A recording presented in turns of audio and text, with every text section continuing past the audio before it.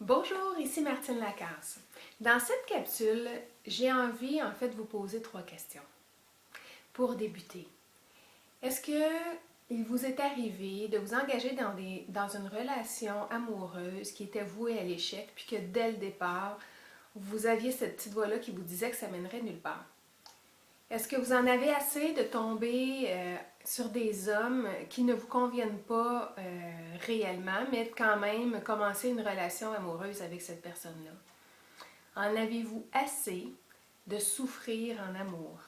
Peut-être vous vous questionnez à savoir, est-ce que c'est possible d'être heureuse et en couple?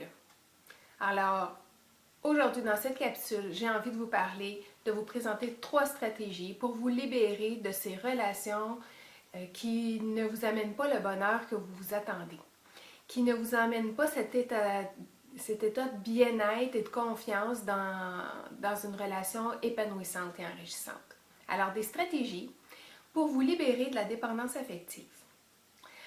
Et la première chose, le premier pas pour aller dans ce sens, pour vous libérer de relations de dépendance, de relations toxiques, c'est d'en prendre conscience. De prendre conscience que ça ne vous convient pas puis que vous souhaitez vivre quelque chose de mieux que ça. Alors, la première stratégie que je vous propose, c'est d'identifier d'abord quel est le manque ou quels sont les manques que vous souhaitez combler en entrant dans cette relation-là, en entretenant cette relation-là, avec cette personne qui finalement vous convient peu ou peut-être pas pantoute. La deuxième stratégie, c'est de reconnaître que ce que vous voulez, c'est pas tout à fait ce à quoi vous arrivez à atteindre.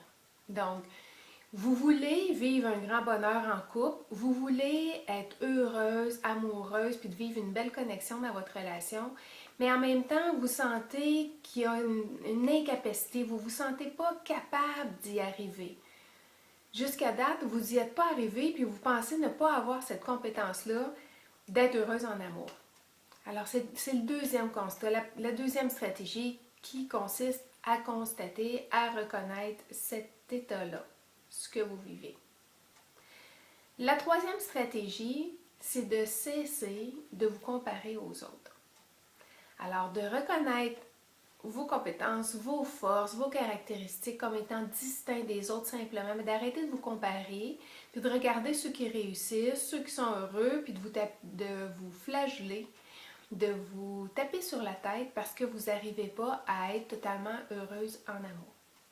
Alors, cessez de vous comparer, reconnaissez qui vous êtes, observez-vous, oui, mais en même temps, inutile de toujours regarder l'autre avec ses succès ou les autres dans leur succès.